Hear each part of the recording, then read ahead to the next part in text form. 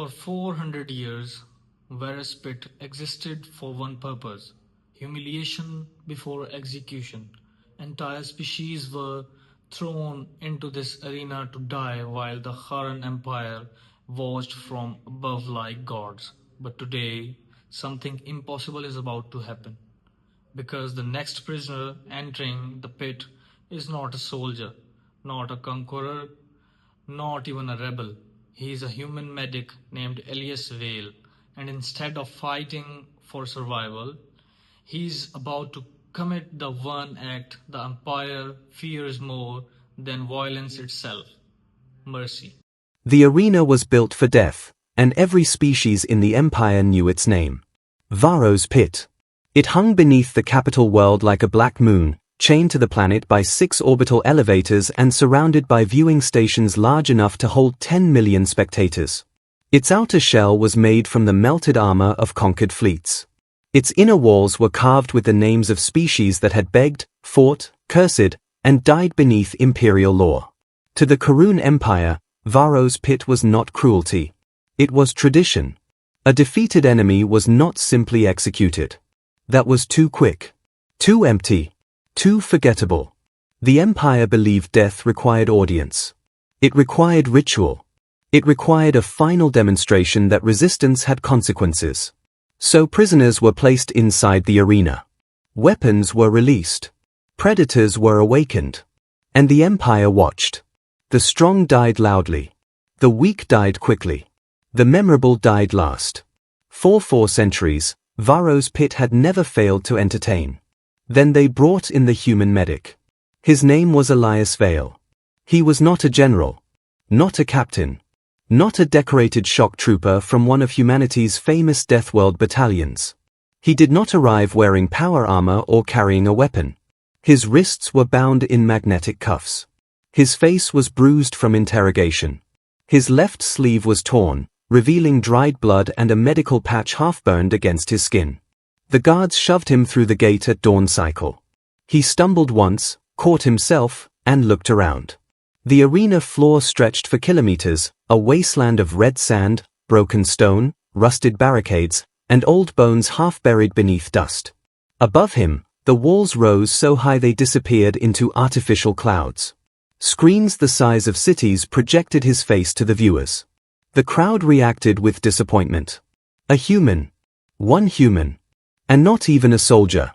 In the imperial viewing chamber, Emperor Tan leaned back on his obsidian throne and studied the prisoner with mild irritation. "This is the one?" he asked. General Vorek lowered his head. "Yes, Sovereign. Captured near the relief convoy at Naris 9. Tirun's upper eyes narrowed.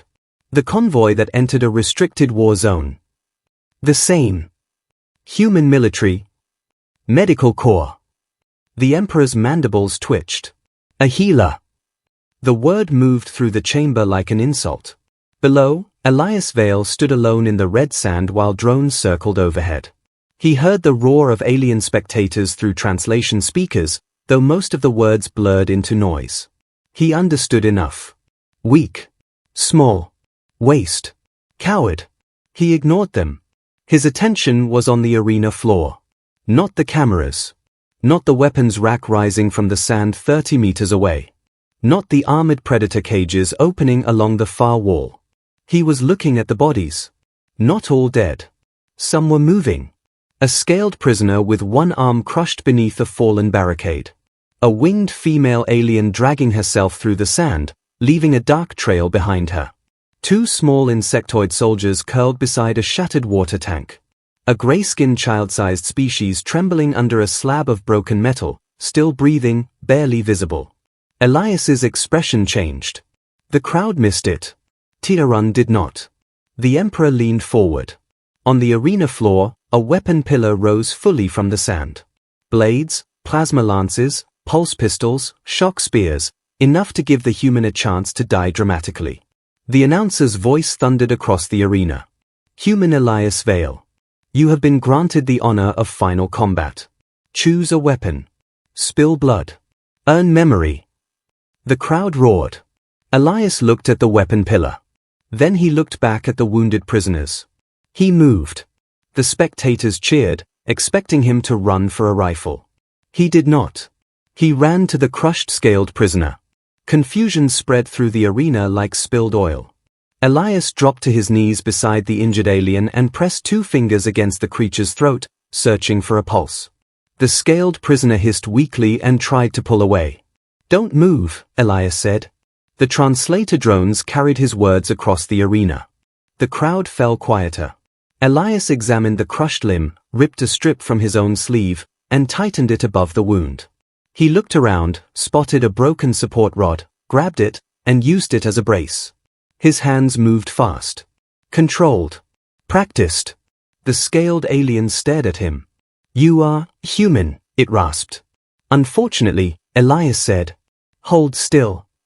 In the Imperial chamber, General Vharos stiffened. "He is not taking a weapon." Ticherun's expression remained unreadable. "I can see that." The announcer hesitated, then recovered. "The human refuses combat. Release the first trial." Across the arena, a predator gate opened. Something massive stepped into the red sand. It walked on 6 limbs, each ending in hooked claws. Its hide was black and plated like volcanic rock. Its mouth split open in 4 directions, revealing rows of wet teeth. The beast had been starved for 3 days to ensure performance. The crowd surged back to life. Elias looked up. For the first time, fear touched his face. Then the winged alien behind him cried out. The predator had noticed her first. Elias glanced at the weapon pillar. Too far. The injured scaled prisoner. Too weak. The winged alien. No time. He stood and ran toward her. The crowd screamed approval, mistaking movement for panic. Elias reached the winged prisoner just as the predator charged. He grabbed her under the arms and dragged her behind a broken wall section. The predator slammed into the stone, cracking it with enough force to throw Elias sideways. Pain flashed white across his vision. He hit the sand, rolled, and came up coughing. The predator turned. Elias's eyes moved across the arena. Weapon pillar. 2 exposed. Medical pack. None. Water tank. Broken. Metal cable. 10 meters. He ran for the cable. The predator lunged. Elias threw himself under its first claw, grabbed the cable, and wrapped it around a bent support beam. The beast overshot him. Elias pulled hard, looping the cable across its front legs. Not enough to stop it. Enough to trip it. The predator crashed into the sand, roaring. Elias did not celebrate. He sprinted back to the winged alien, pressed a hand against her bleeding side, and said, "Can you breathe?" She stared at him like he had gone insane. "You saved me." "No," Elias said, tightening pressure on the wound. "I delayed dying." "Different thing." The scaled prisoner watched from the barricade. The insectoid soldiers lifted their heads. Across the arena, other prisoners began to understand. The human was not fighting for victory. He was triaging the battlefield. Ticherun's lower hands curled against the throne. "This is deliberate." General Vharos clicked his teeth. "He is wasting his final combat." "No," the Emperor said slowly. "He is changing what the audience is watching." On the arena floor, Elias dragged the winged alien beside the scaled prisoner, then turned toward the gray-skinned child trapped under metal. The predator was rising behind him. The crowd screamed for blood. Elias ran toward the child anyway. And for the first time in 400 years, Vharos Pit did not feel like an execution arena. It felt like an emergency room. Elias reached the trapped child before the predator reached him. That was the only victory he had. The gray-skinned prisoner was smaller than he first thought, no higher than Elias's chest if standing, with thin arms pinned beneath a slab of arena metal. Its eyes were huge, black, and wet with terror. It tried to speak, but only a broken clicking sound came out. Elias dropped beside it and pressed both hands against the slab. Too heavy. He looked over his shoulder. The predator had recovered from the cable trap. Its 6 limbs dug into the red sand as it lowered itself for another charge. Blood and hunger shone in its split jaws. Elias had seconds. He searched the ground. Broken stone. Bone fragments. Sand. A snapped spear shaft. A bent piece of metal from an old barricade. Lever. He grabbed the metal bar, jammed it under the slab, and pushed down with his full weight. Nothing. The child whimpered. Elias clenched his teeth and pushed again. The slab lifted half an inch. Not enough. The predator roared. Across the arena, the scaled prisoner Elias had treated dragged himself upright against the barricade. His crushed arm hung useless, but his other hand closed around a stone. The winged female, still bleeding, saw him move. Then she understood. She picked up another stone. The two insectoid soldiers crawled from beside the broken water tank, chittering weakly. One of them lifted a cracked shard of metal. They were wounded. Barely alive. No chance against the beast. Still, they threw. The first stone struck the predator's armored flank and bounced harmlessly away. The second hit one of its eyes. The creature jerked its head and screamed. Elias felt the moment open. He shoved the lever down again. The slab lifted. The grey child pulled one arm free. Move, Elias said. The child did not understand the word. But it understood his face. It twisted, screamed silently, and dragged itself out just as the predator crashed into the ground where its body had been. The impact threw Elias onto his back. The metal slab flipped over him and slammed into the sand. The child scrambled away, shaking. Elias tried to rise. The predator's claw came down on his leg. Pain detonated through him. The crowd roared. For a moment, Vharos Pit remembered what it was supposed to be. A place where the weak were reminded they were weak. The predator pinned Elias against the sand, pressing slowly, deliberately, as if trained to make the spectacle last. Elias's hands clawed at the ground. His face twisted, but he did not scream. Not because he was brave. Because he needed breath. The beast lowered its split mouth toward him. Then something hit its side. Not a stone. A body. The scaled prisoner slammed into the predator with all the strength he had left, driving his shoulder against the creature's injured eye. It was a terrible attack. Ugly. Hopeless. The predator barely moved. But its claw lifted from Elias's leg. Enough. The winged female launched herself from the broken wall, one wing hanging useless, and wrapped both arms around the predator's head. The insectoid soldiers swarmed its front limbs, stabbing joints with shards of metal. The grey child crawled to Elias and grabbed his sleeve. The same way a child anywhere would. Help. Elias forced himself up. His legs shook under him, half useless. Blood ran into his boot. His vision blurred at the edges. He looked at the weapon pillar. Then at the prisoners trying to hold the predator back for him. For 1 second, he almost ran to the weapons. Almost. Instead, he limped to the broken water tank. The tank had ruptured, but pressure tubes still ran beneath it. Elias ripped one free, jammed it into the predator's open mouth from the side, and twisted the valve. Compressed coolant blasted down the creature's throat. The predator recoiled. The scaled prisoner rolled away. The winged female fell hard into the sand. The insectoid scattered. The beast gagged, staggered, and slammed into the arena wall. Not dead, but slowed. Elias dropped beside the winged female and pressed his hand to her wound again. Stay with me. She stared at him. Why? It was not suspicion anymore. It was confusion. Elias tore another strip from his clothing. Because dying is easier when people stop asking that question. Above them, the crowd was quieter now. Not silent. Confused. They had come to watch a human die. Then they had watched the human refuse the script. Then they had watched prisoners who were supposed to kill each other protect him instead. In the Imperial Chamber, Emperor Titaran's lower jaw tightened. Release the second trial. General Vorek turned.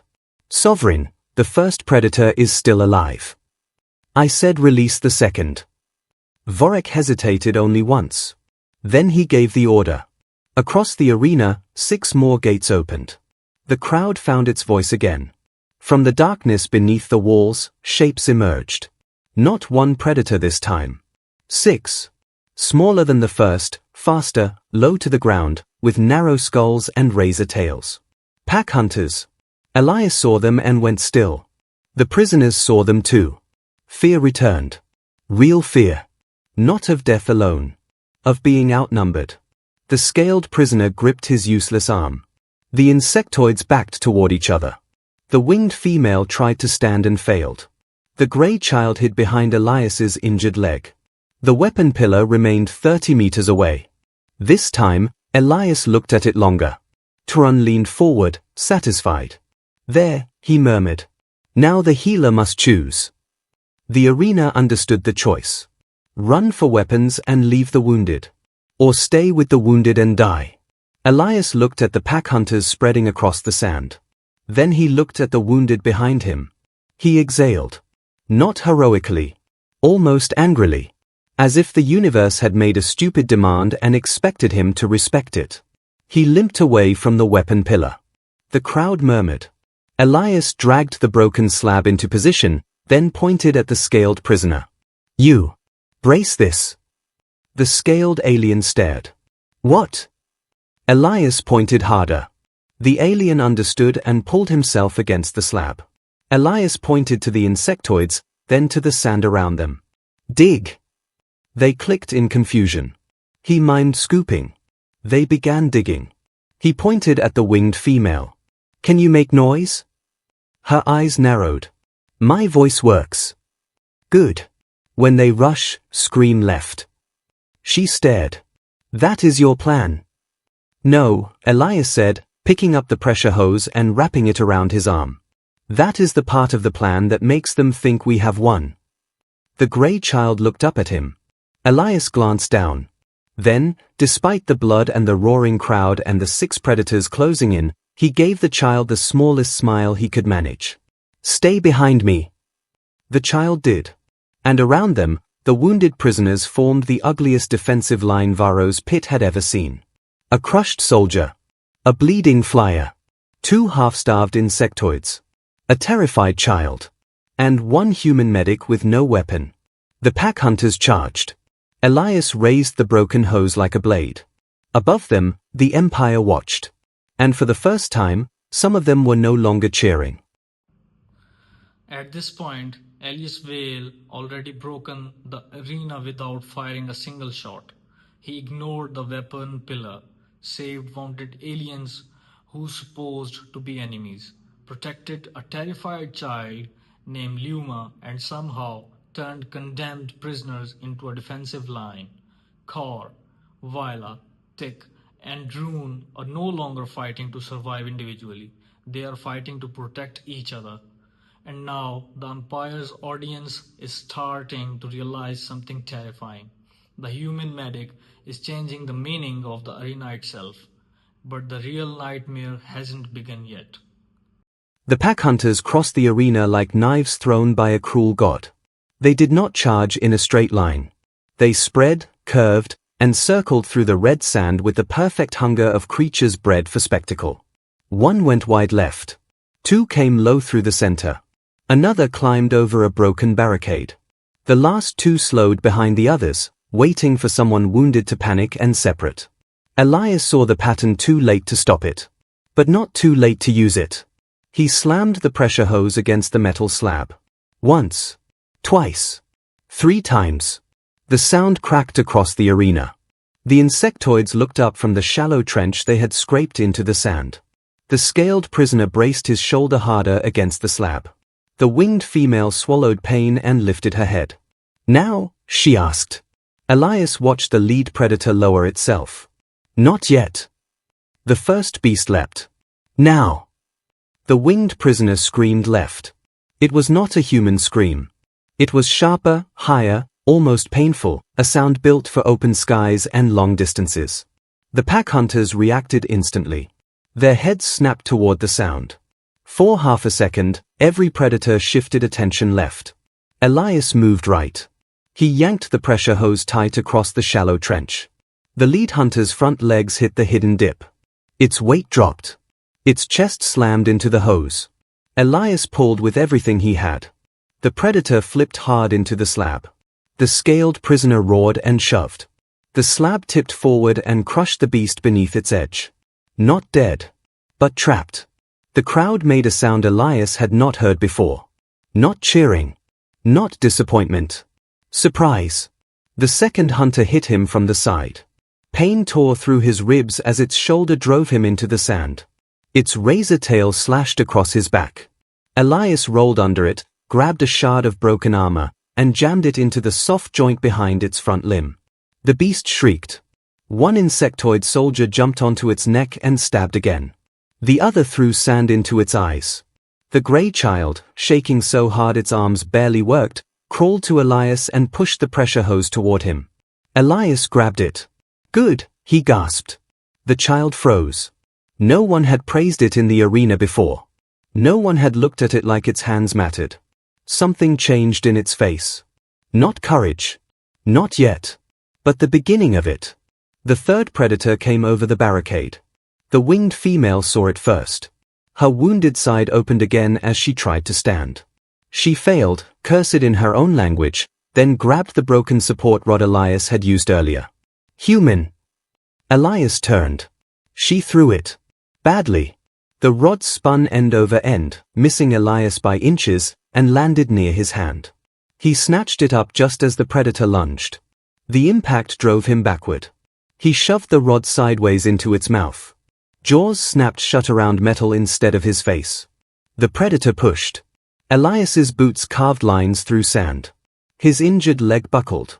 The scaled prisoner threw himself forward again, one arm useless, body ruined, and locked his good arm around the predator's rear leg. The insectoid swarmed low.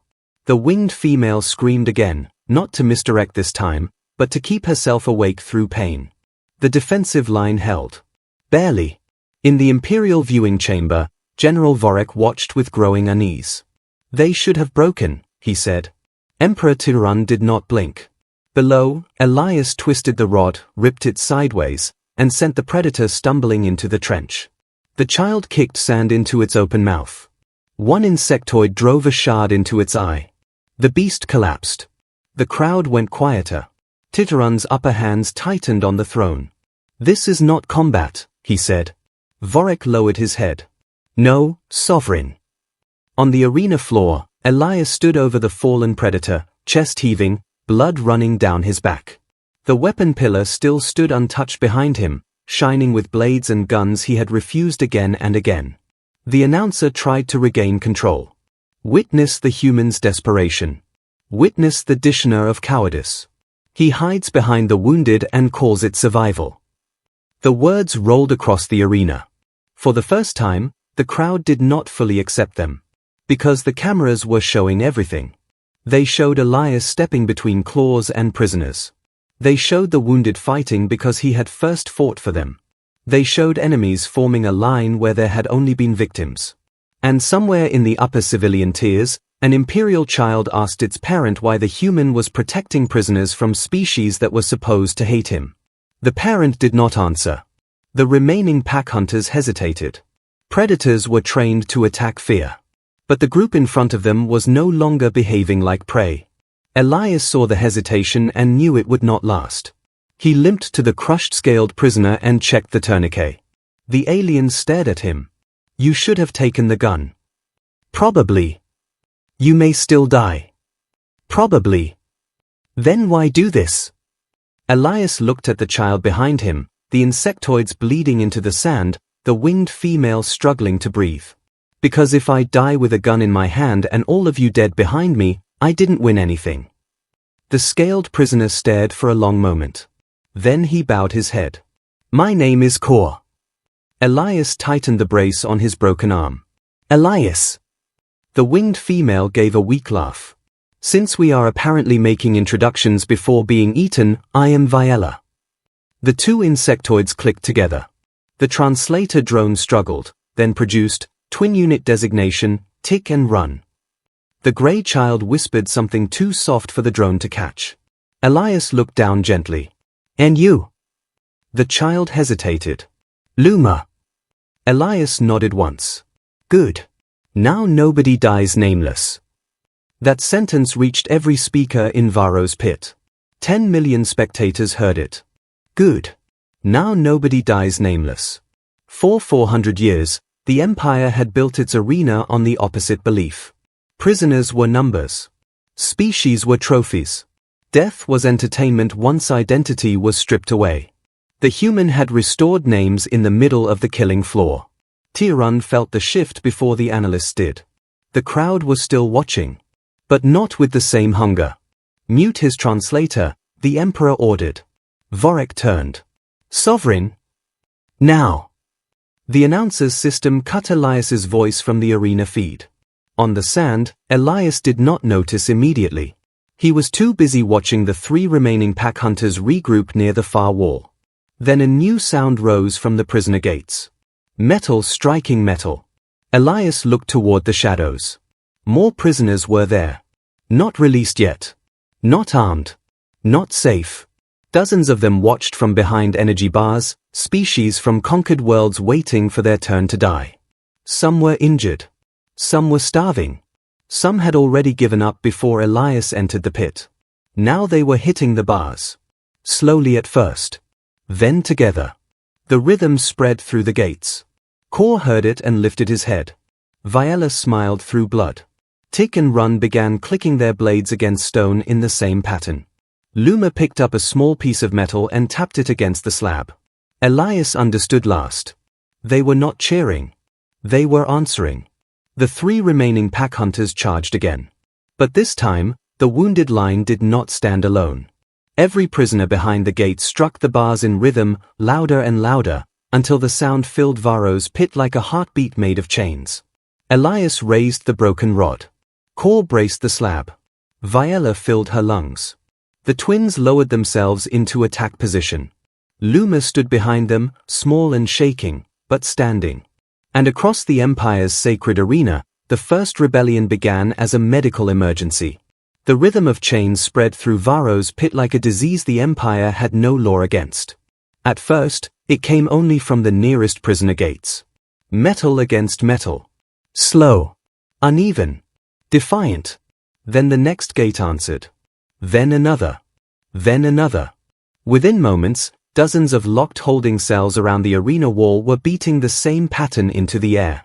Prisoners from conquered worlds, enemies who had been taught to hate each other, species that could not share language, food, atmosphere, or history, found one thing they could share. Timing. The 3 remaining pack hunters charged into that sound. They hesitated at the edge of the defensive line. Not from fear of the prisoners. From confusion. Predators understood screams. They understood running. They understood weakness. But they did not understand victims standing still while hundreds of unseen creatures hammered chains in unison. Elias did. He had heard the same thing in battlefield hospitals. Boots in evacuation corridors. Hands on stretcher rails. Heart monitors fighting to stay alive. Rhythm meant people had stopped dying separately. Vharos, he said, forgetting the arena could no longer hear him. The winged prisoner glanced at him. High scream. On my hand. She nodded. Kor. The scaled soldier tightened his good arm around the slab. I hold. Tick. Run. The insectoid twins clicked once.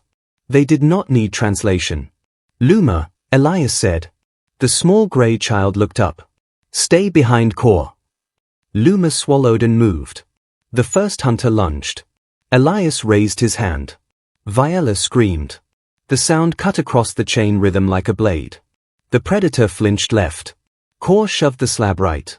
Elias hooked the pressure hose around its front limb and pulled. The beast hit the slab shoulder first and stumbled sideways into the shallow trench. Tick and Run struck together. Not randomly now. One went for the eye. One went for the soft joint below the jaw. The predator snapped at them, but Elias jammed the broken rod between its teeth. Kor drove the slab forward with a roar that sounded like bones breaking. The hunter fell. Luma, shaking, kicked sand into the wound Elias had opened. The beast screamed and rolled away. Not dead. No longer attacking. The arena went still for half a breath. Then the chains struck louder. The second hunter tried to circle behind them. The prisoners behind the gate on that side saw it and changed rhythm. Fast, fast, slow. Fast, fast, slow. Elias turned before he saw the beast. Warning. He shoved Vharos down as the razor tail swept over her head. The tail cut his shoulder instead, opening a red line across his skin. He ignored it, grabbed the tail with both hands, and wrapped the pressure hose around it. Pull!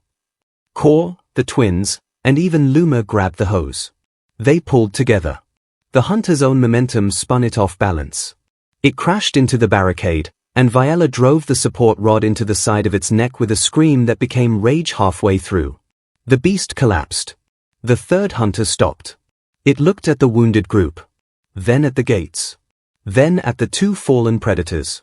For the first time, an arena beast turned away from prey. The crowd saw it. The Empire saw it. Tyran saw it. The human medic had not killed the trial. He had ruined it.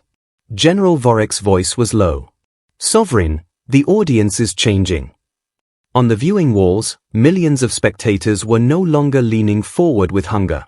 Some were silent. Some stared at the prisoners behind the gates. Some watched Luma standing behind Elias with a bloody scrap of metal in both hands. The announcer tried to speak over the chain rhythm. Order will be restored. The human's Dishna will be corrected. Witness the punishment of those who reject imperial combat. But the words landed weaker now. Because the arena floor showed something louder. A human medic checking wounds while predators backed away. Elias limped to Vharos first. Her breathing was worse. Blood soaked the sand beneath her.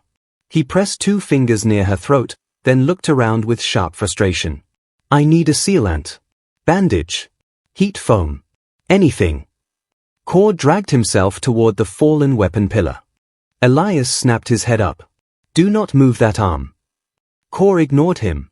The scaled soldier reached the base of the pillar and grabbed a ceremonial blade. For 1 second, Elias thought he meant to fight. Instead, Kor snapped the blade's cloth wrapping free with his teeth and threw it to him. Elias caught it. Vharos laughed weakly. He steals from death to make bandages. Elias pressed the cloth hard against her side. Death has enough. The phrase was not broadcast through his translator anymore. But one camera drone hovered close enough to catch his mouth. Thousands of lip readers across the Empire saw it. Death has enough. The words began spreading through private feeds before Imperial censors could stop them. In the Imperial chamber, Tyran stood. Enough. The room froze. His voice did not rise, but every officer stiffened as if struck. Flood the floor. General Vharos turned slowly. With gas. With obedience. Vharos hesitated. Sovereign, there are unreleased prisoners in the lower gates. The gas will affect them as well. Tyran's eyes hardened. Then they should have chosen silence. The order went out. Around the arena floor, vents opened in the red sand. A pale silver mist began to rise. Elias smelled it before he saw it. His body reacted instantly. His eyes burned. His throat tightened. His hands started to shake. Not poison. Neurochemical suppressant. He had seen versions of it used by slavers on Narration 9. It did not kill. It softened resistance. Slowed muscle response.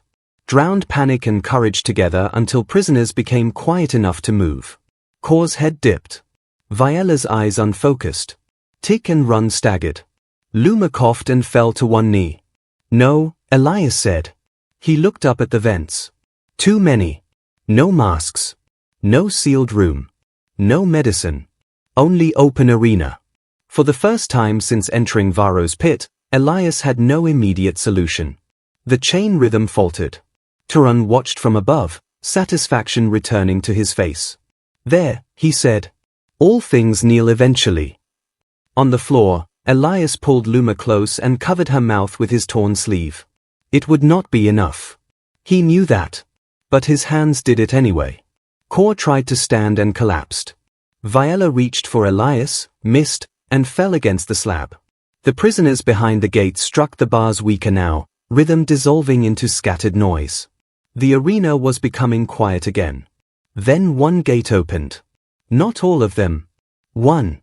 A holding gate on the eastern wall sparked, shuddered, and lifted 1/2 meter.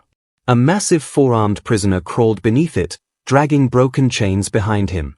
He wore the insignia of a species the Empire had conquered 20 years earlier. His face was scarred. His body was starving. His eyes were clear. He carried a maintenance mask torn from the wall. He staggered through the gas toward Elias. Then another gate sparked. Then another.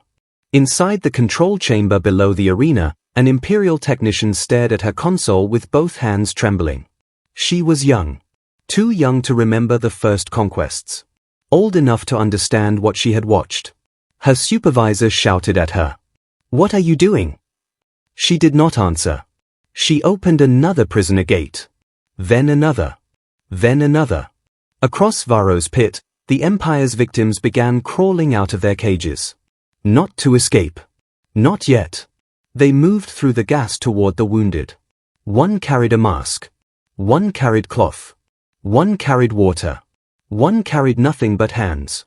Elias looked up as shadows gathered around him. Dozens of prisoners from dozens of species formed a rough circle around the medic, Luma, Core, Viella, Tick, and Run. They covered vents with broken armor. They held cloth over faces. They lifted the fallen. They passed the single mask from the smallest lungs to the weakest. Titerun's expression twisted. "Seal the gates." No one moved fast enough. Because in the lower control chamber, another technician had stepped away from his station. Then another. Then a guard lowered his weapon. The chain rhythm returned. But now it was not behind bars. It was on the arena floor.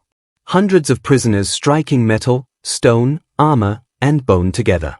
Elias sat in the center of them, one hand pressed over Luma's mouth, the other against Viella's wound. He looked up toward the Imperial chamber. Blood on his face. Gas in his lungs. No weapon in his hand. And still somehow, the most dangerous thing in the arena. Because he had done what no army had managed in 4 centuries. He had made the Empire's victims stop waiting for permission to live. The gates of Vharos Pit were not supposed to open from below. They were Imperial gates.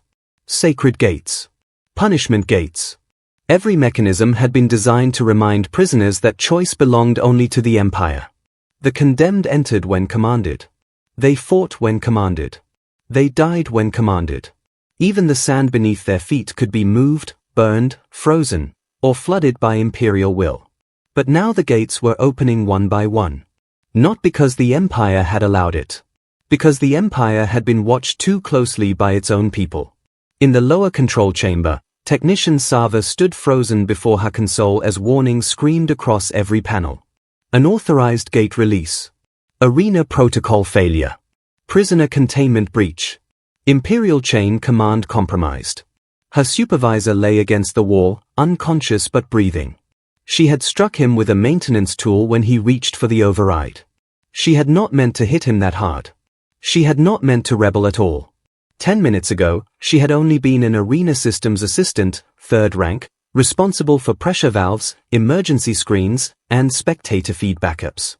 Her job was to keep the ritual running cleanly. Open gates when ordered. Close vents when ordered. Remove bodies when ordered. Then the human medic had run past every weapon to save a stranger. Then the child had stood behind him. Then the Emperor had ordered obedience gas released over prisoners who could barely stand. Sava had watched her own hands move across the console before she fully understood her decision. Now dozens of prisoners were pouring onto the arena floor. And she could not stop opening doors. A guard beside her lowered his rifle. Another technician whispered, "They'll execute us." Sava stared at the feed. Elias Vale was coughing blood into the sand while still pressing cloth against Viella's wound. Core held up a slab with one arm to shield smaller prisoners from the gas. Tick and Run dragged a vent cover into place. Luma passed the maintenance mask to a prisoner even smaller than herself.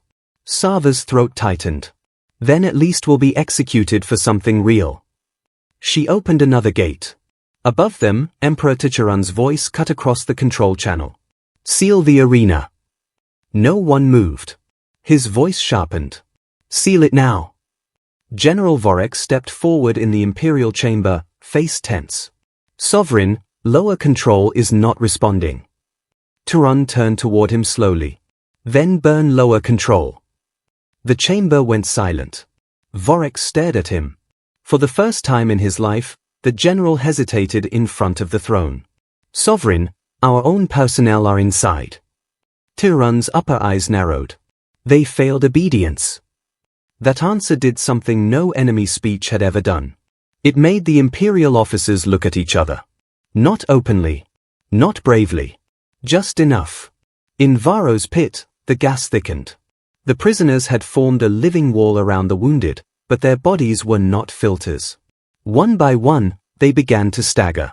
Some collapsed over vents to block the flow. Others tore strips from uniforms, soaked them in water, and tied them over mouths. Different species coughed in different ways. Some gasped. Some clicked. Some shuddered silently as their nervous systems weakened. Elias forced himself upright. His injured leg almost folded beneath him. A huge four-armed prisoner caught him before he fell. Elias pointed toward the vent line, then dragged one hand across his throat. Cut airflow. The four-armed prisoner understood and shouted to others in a language the drones could not fully translate. Prisoners swarmed the nearest vent, hammering it with broken chains, claws, stones, and pieces of armor.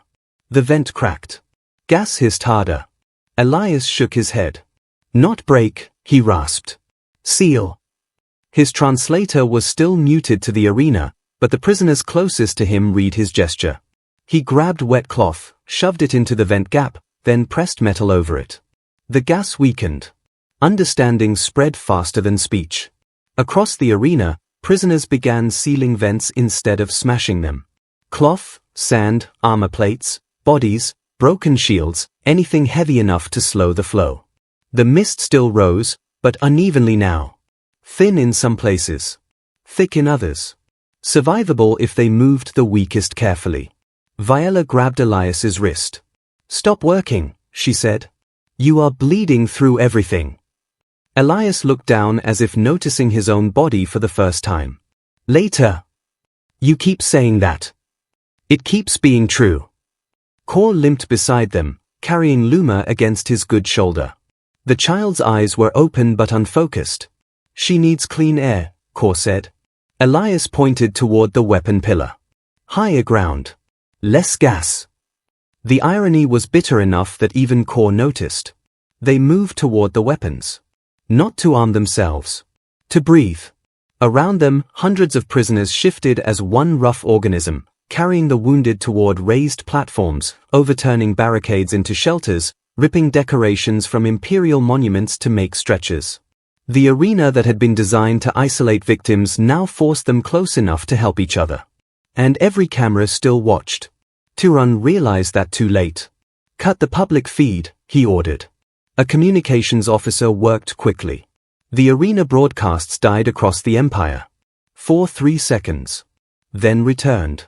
Not from the Imperial network. From private spectator feeds. From hacked maintenance cameras. From drones whose operators refused shutdown commands. From personal devices in the viewing stations. From lower control, where Sava routed every raw camera directly into civilian channels and locked the uplink with her own biometric signature. The Empire saw everything. It saw prisoners sealing gas vents with their hands. It saw guards hesitating. It saw technicians refusing orders. It saw a human medic turn an execution ritual into a rescue operation. And worse, it saw the Emperor try to hide it. Across the capital world, silence spread through viewing halls. Not obedience. Judgment. In the Imperial chamber, Tyran's bodyguards shifted closer to the throne. General Vorek noticed. So did the officers. So did the Emperor. You are all forgetting what this arena is, Tyran said. His voice carried no rage now. Only cold certainty. It is not entertainment. It is law. It is the shape of empire. If the condemned can reject their deaths, then every conquered world will believe resistance remains possible. Vorek looked down at the arena feed. Elias had reached the weapon pillar. At last. The humans stood surrounded by blades, pistols, lances, and spears. The crowd waited. The prisoners waited. Even Tyran waited. Surely now, the medic would choose a weapon. Elias did. He picked up a plasma cutter. Not the most powerful device on the pillar. Not the sharpest. A tool. He limped past a fallen shock spear, ignored a pulse rifle, and carried the cutter to a locked collar around a prisoner's throat. Then he cut the collar off. For a moment, no one understood. Then he cut another. And another. The weapon pillar became a surgery station. Prisoners lined up, not to fight, but to be freed from control bands, pain clamps, tracking cuffs, and obedience hooks embedded into flesh.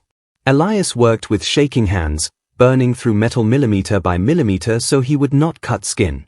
Other prisoners brought him water, cloth, and light. Sava rotated camera angles so the whole Empire could see. Kor stood beside him with a blade now. Not raised at Elias. Raised over him. Protecting the medic while he worked.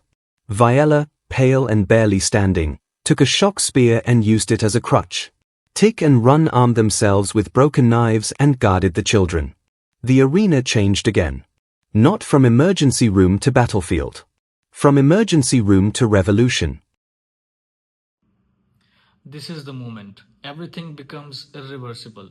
Elias didn't just survive Vharos Pit. He infected it with humanity. Prisoners are freeing each other instead of killing each other. Guards and technicians are hesitating. Sava has started opening the gates. Kor now protects the same human he once expected to die. Even the crowd across the Empire is turning against the ritual. And worst of all, for Tharon, the weapon pillar has become a surgery station. The arena no longer belongs to the Empire. It belongs to the wounded. But now the Emperor has made his final move. The Royal Execution Guard is entering the pit. And the next battle won't decide who dies. It'll decide whether the Empire itself survives what Elias Vale started. Tyrann saw it and made his final arena decision. Release the Royal Execution Guard. General Vorek turned sharply. Sovereign, those are not trial beasts. No, Tyrann said. They are correction. Beneath the arena, a sealed vault opened. The sound was deep enough to vibrate through the sand. Elias looked up from a half-cut collar. Every prisoner turned toward the far wall. 6 enormous armored figures stepped into the arena. Not animals. Not prisoners. Imperial execution guards.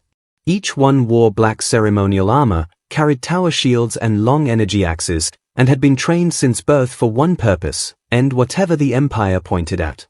The chain rhythm faltered. Tyrann leaned toward the speaker system. This time, his voice reached every corner of Vharos Pit. Human Elias Vale, he said, you have mistaken mercy for power. Elias slowly stood. The plasma cutter glowed weakly in his hand. Around him, the freed prisoners formed a broken line. Tyrann's voice lowered.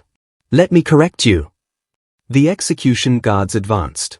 Elias looked at the wounded behind him. Then at the prisoners beside him. Then at the cutter in his hand. For the first time, he smiled. Not because he had a plan. Because everyone else was still alive long enough to need one. The Royal Execution Guard crossed the arena without hurry. That was how the Empire trained them. Predators rushed. Prisoners panicked. Soldiers charged when fear or pride took control. But the Execution Guard did not waste movement.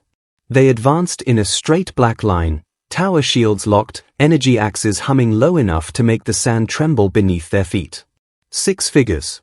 Each one larger than Kor. Each one armored from throat to claw. Each one built to end rebellions before they became stories. Around Elias, the freed prisoners tightened their broken formation. It was not an army. Not yet.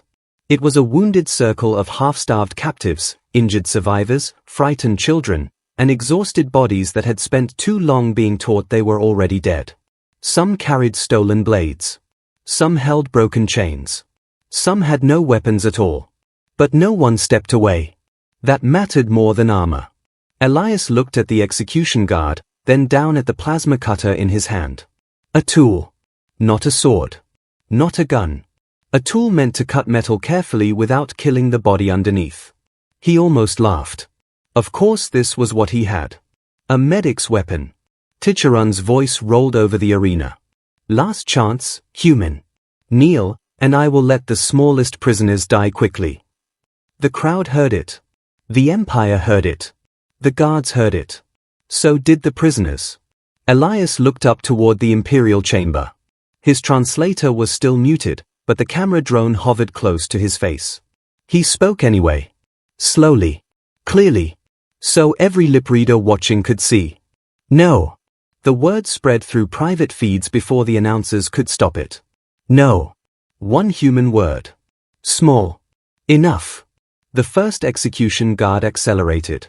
His shield slammed forward, scattering sand in a violent wave. Kor met him head-on, raising a stolen blade with one arm and a body already too damaged for this fight. The impact threw Kor backward into two prisoners. His blade snapped. The guard lifted his axe. Elias moved before thought finished. He slid under the shield edge, jammed the plasma cutter against the guard's knee joint, and triggered it. The cutter screamed. Armor glowed white. The guard staggered. Not from injury. From surprise. Elias rolled away as the axe struck the sand where his skull had been. Kor surged back up and drove his shoulder into the weakened knee. Tick and Run swarmed low, stabbing into the glowing seam Elias had opened. The guard dropped to one knee. Vharos struck from the side with her shock spear. The weapon discharged into the guard's neck seal. He fell. The arena went silent. A royal execution guard had never fallen in Vharos Pit. Not to prisoners. Not to prey. Not to a healer with a tool. The other 5 guards stopped. Elias was breathing hard, one hand pressed to his ribs, the plasma cutter flickering in his grip. He pointed at the fallen guard's armor joints. Then at the other guards. Kor understood. Soft places, he growled. The words were not broadcast, but the prisoners closest to him repeated the idea in their own languages. Gesture by gesture, glance by glance, the lesson spread. Do not hit the shield. Do not strike the armor. Cut the joints. Blind the visor. Trip the legs. Separate them. The wounded circle became a fighting mind. The execution guards advanced again. This time, the prisoners did not meet them as victims. They broke apart. One guard swung his axe at a cluster of captives, but they scattered just before impact. 2 prisoners rolled beneath the shield and hooked chains around his ankle. Another slammed a piece of metal into his visor. Elias darted in, burned through a wrist joint, and pulled back before the counterstrike came. Another guard charged toward Luma and the smaller prisoners. Vharos saw it. Her wings were ruined. Her side was bleeding. She had no strength left for heroics. So she did something uglier. She threw herself into the guard's path and drove the shock spear into the sand beneath his feet. The discharge exploded upward. The guard stumbled. Luma and 3 smaller prisoners escaped behind a barricade. Vharos collapsed, smiling through blood. Still flying, she whispered. Elias reached her and grabbed her shoulder. Don't you dare make that your last line. She coughed.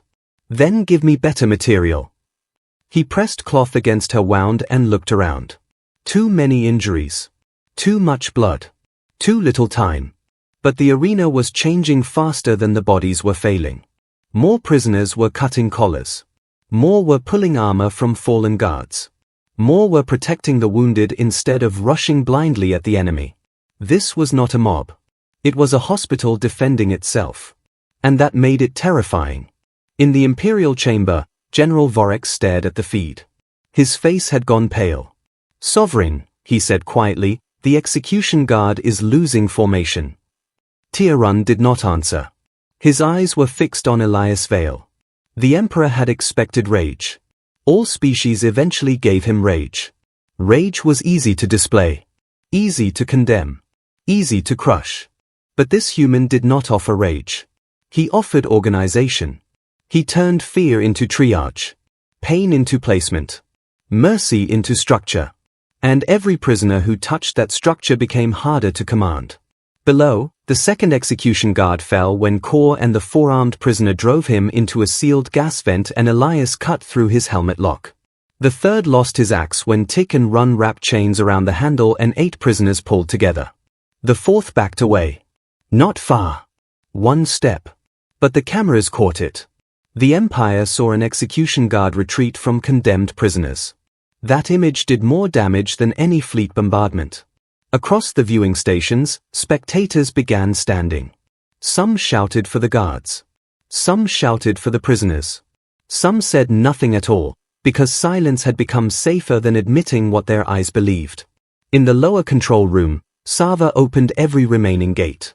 No hesitation now. No trembling. Every gate. Every cell. Every condemned soul. The arena walls groaned as hundreds more prisoners entered the sand. Tirun slammed all four hands against the throne. Enough! He activated the Imperial Command Override himself. The arena lights turned white. Every weapon pillar sank into the ground. Every exit sealed. Every drone rose out of reach. Then the central floor began to open. A circular pit spread beneath the arena sand, revealing the reactor more below Vharos Pit. A vertical shaft of blue-white fire pulsed under the surface, hot enough to turn bodies to vapor before they could scream. The crowd recoiled. General Vorek turned in horror.